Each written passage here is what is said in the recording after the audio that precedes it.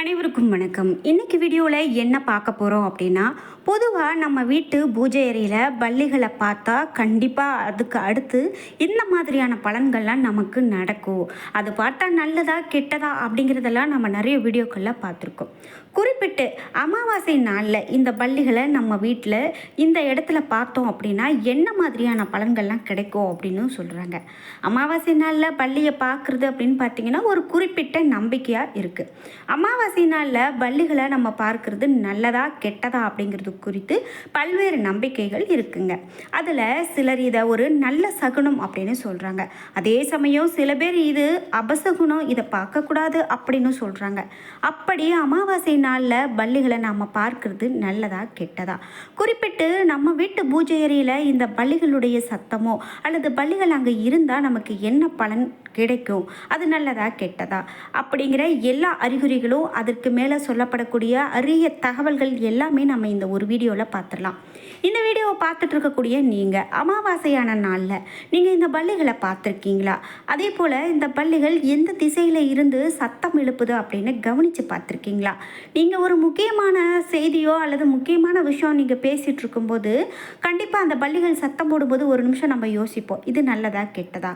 அப்படிலாம் உங்களுக்கும் நடந்திருக்கு அப்படின்னா மறக்காமல் உங்களுடைய கருத்துக்களை கீழே கமெண்ட் பாக்ஸில் பதிவிடுங்க. அது மட்டும் இல்லாமல் மேலும் உங்களுக்கு பிடித்த கடவுளினுடைய பெயரை கமெண்ட் பாக்ஸில் 3 முறை பதிவிட்டுருங்க. நீங்கள் இன்னும் உற்சாகம் டிவி சேனலை சப்ஸ்கிரைப் பண்ணாமல் இருந்தால் சப்ஸ்கிரைப் பண்ணிக்கோங்க. கூடவே இருக்க பெல்லைக்கான மறக்காமல் கிளிக் பண்ணிடுங்க. வாங்க வீடியோக்குள்ளே போகலாம். உங்கள் வாழ்க்கையில் நிறைய பிரச்சனைகள் சந்திச்சிட்ருக்கீங்களா? உங்கள் குடும்பத்தில் எப்போ பாரு சண்டை சச்சரவு, வீட்டில் எப்போ பாரு ஒரு அடிதடி விபத்து, இந்த மாதிரியான கெட்ட விஷயம் எதிர்மறையான விஷயங்களே நடந்துகிட்ருக்கா? அல்லது உங்களுக்கு எதிரிகளால் ஏதாவது தொல்லை இருக்கோ அப்படின்னு நினைக்கிறீங்களா? பில்லி சூனியம் ஏவல் வசியம் இந்த மாதிரியான பிரச்சனைகள்லாம் இருக்கும் அப்படின்னு நம்புறீங்களா? இந்த வீடியோக்கு கீழே டிஸ்கிரிப்ஷனில் வராகி அம்மன் ஜோதிட நிலையத்தின் தொலைபேசி எண் கொடுத்துருக்கேன். அந்த எண்ணுக்கு தொடர்பு கொண்டு பேசி பாருங்கள். கண்டிப்பாக உங்கள் வாழ்க்கையில் இருக்கக்கூடிய எல்லா பிரச்சனைகளுக்கும் சரியான தீர்வு கிடைக்கும். சரி, அமாவாசை நாட்களில் இந்த பல்லிகளை பார்க்கறது பற்றி நம்ம பொதுவாக பார்த்துட்ருக்கோம். அதாவது சில பேர் அமாவாசை நாளில் பல்லியை பார்க்கறது செல்வத்தை அதிகமாக கொடுக்கும் அப்படின்னு சொல்லுவாங்க. மகிழ்ச்சி அடையக்கூடிய ஒரு விஷயம் அப்படின்னு சொல்லுவாங்க. மகிழ்ச்சி அதிகரிக்கும் அப்படின்னும் நம்பப்படுதுங்க. குறிப்பாக நம்ம வீட்டினுடைய பூஜை அறையில் அல்லது வரவேற்பு அறையில் பல்லியை பார்க்கறது ரொம்பவே அதிர்ஷ்டம் அப்படின்னு சொல்கிறாங்க. குறிப்பிட்டு அமாவாசை நாட்களில் பார்க்கறது இன்னும் அதிர்ஷ்டத்தை கொடுக்குமா? அதே போல் சிலருடைய நம்பிக்கையில் இந்த அமாவாசை நாளில் பல்லிகளை பார்க்கறது ஒரு மோசமான சகுனம் அப்படின்னு சொல்கிறாங்க. அது எதனால் சொல்கிறாங்க அப்படின்னு பார்த்தீங்கன்னா, நம்ம வீட்டுக்குள்ளே எதிர்மறை ஆற்றல் அல்லது பிரச்சனைகள் வர்றதுக்கான அறிகுறிகளை இந்த பல்லிகள் சொல்லுமா. அதனால் அந்த பல்லி அங்கே இருக்கும்போது அது சொல்லக்கூடிய விஷயம் நமக்கு கெட்ட விஷயமாகத்தான் இருக்கும் அப்படின்னு ஒரு சிலர் நம்புகிறாங்க. அதே போல் இந்த நம்பிக்கை காரணமாக அமாவாசை நாளில் நாம் பல்லிகளை பார்க்குறோம். இதுக்கு என்ன பரிகாரம் அப்படின்னு பார்த்தீங்கன்னா, தலைக்கு குளிச்சுட்டு நம்மளுடைய இஷ்ட தெய்வத்தை வழிபாடு செய்யலாம். சிவபெருமான் அல்லது விநாயகர் கோவிலுக்கு சென்று வழிபட்டு வரலாம் அப்படின்னு சொல்லப்படுது. இதோடு அந்த அமாவாசை நாளில் சாதாரணமாகவே நம்ம கோவிலுக்கு போவோம், வழிபாடு செய்வோம். ஒருவேளை இந்த நாளில் பல்லிகள் நம்ம மேலே விழுந்துருச்சு அப்படின்னா, சாதாரணமாகவே நம்ம மேலே விழுந்துச்சுன்னா நம்ம நிறைய சகுனங்கள் பார்க்குறது உண்டு.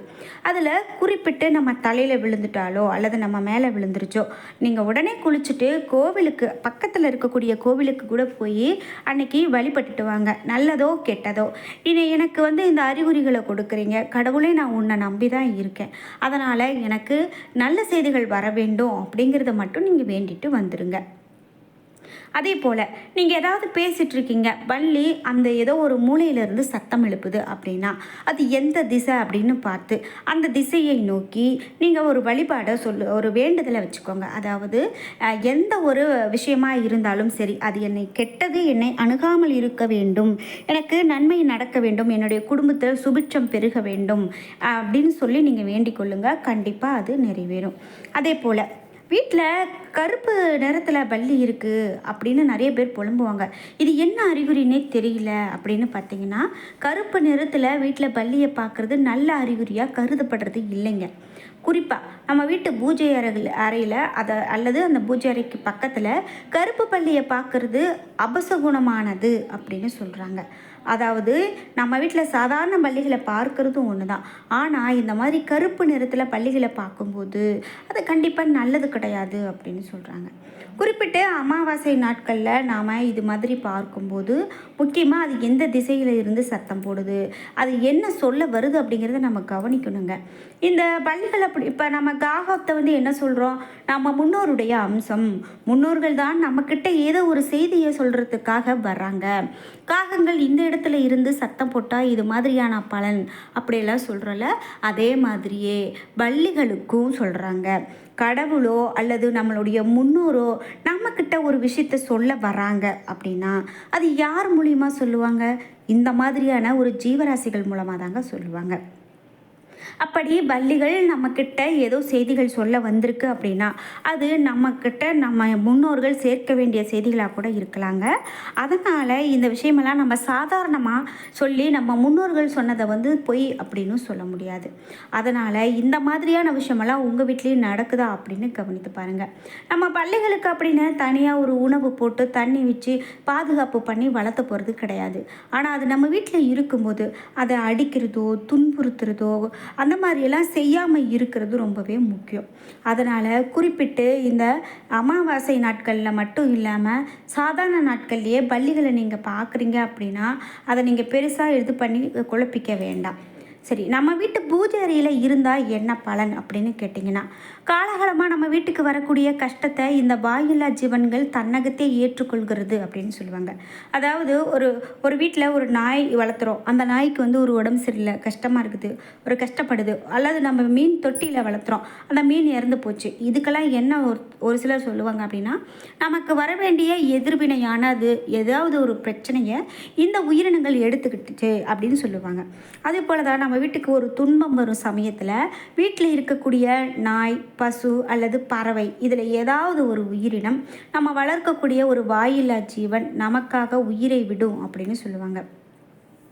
இது நிறைய பேர் அனுபவத்தில் பார்த்துருப்பீங்க. இப்படி நீங்களும் உங்கள் வீடுகளில் அல்லது உங்களுக்கு தெரிந்தவங்க வீடுகளில் பார்த்துருக்கீங்க அப்படின்னா மறக்காமல் உங்களுடைய கருத்துக்களை கமெண்ட் பாக்ஸில் சொல்லுங்கள். இதே போல் உங்களுடைய அனுபவத்திலும் இது மாதிரி பார்த்துருப்பீங்க. வாயில்லா ஜீவன்களுக்கும் நமக்கும் எப்போதுமே ஒரு பந்தம் இருந்துக்கிட்டே தாங்க இருக்கும். அதே போல் தான் பல்லி. நம்மளுடைய வாழ்க்கையில் நல்லது கெட்டது சொல்லக்கூடிய சக்தி இந்த பல்லிக்கு உண்டு அப்படின்னு காலாகாலமாக நம்பப்படுது. நம்மளுடைய வீட்டில் இருக்கக்கூடிய இந்த பல்லியை குலதெய்வத்தினுடைய ரூபமாகவும் முன்னோர்களுடைய ரூபமாகவும் பார்க்கிறோம். பல வீடுகளில் பல்லி நடமாட்டம் இருக்கும். பல்லி இல்லாத வீடே இருக்காது அப்படின்னு கூட சொல்லலாம். நிச்சயமாக ஓரிரு பல்லியாவது வீடுகளில் இருக்கணும், அதுதான் நல்லது. அப்போ தான் அந்த வீட்டில் எந்த பிரச்சனையும் இல்லை அப்படிங்கிறது அர்த்தப்படுது. அதே போல் அமானுஷ்யமான சக்திகள் இருக்கக்கூடிய இடத்துல பள்ளி நடமாட்டமானது என்பது ஒரு நம்பிக்கையாகவே சொல்லப்படுது. உங்களுடைய வீட்டில் பள்ளி இருக்கிறது என்றால் அதை அப்படியே விட்டுடுங்க.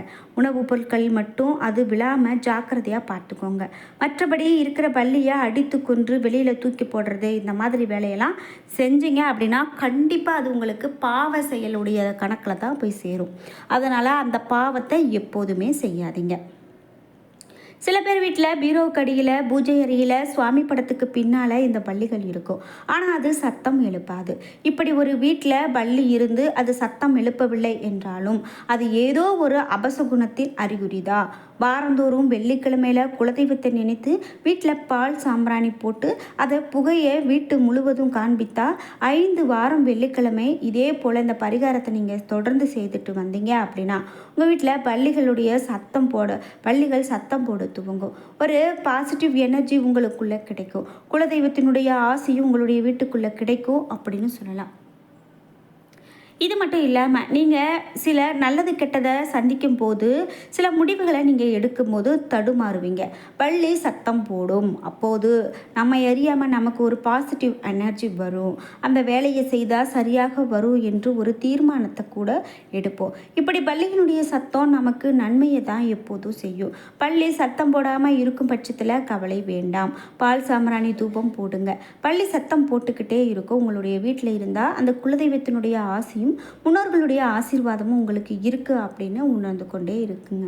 மேலும் பல்லியும் நம்மளுடைய வீட்டில் நடமாடக்கூடிய ஒரு தெய்வம் தான் என்று தகவலும் சொல்கிறாங்க. இதனால் நீங்களும் இது மாதிரியான விஷயங்களெல்லாம் வீட்டில் கவனித்து பாருங்கள். என்ன நண்பர்களே, இன்றைக்கி வீடியோவில் அமாவாசை நாளில் வீட்டில் பல்லிகள் சத்தம் போட்டுது அல்லது சாதாரணமாக பூஜை அறையில் பல்லிகள் இருக்கும்போது என்ன மாதிரியான பலன் அப்படின்னு நிறைய விஷயங்கள் தெரிஞ்சுக்கிட்டோம். இந்த வீடியோ கண்டிப்பாக உங்களுக்கு ரொம்ப பயனுள்ளதாக இருந்திருக்கும். வீடியோ உங்களுக்கு பிடிச்சிருந்தா லைக் பண்ணுங்கள், ஷேர் பண்ணுங்கள், கமெண்ட் பண்ணுங்கள்.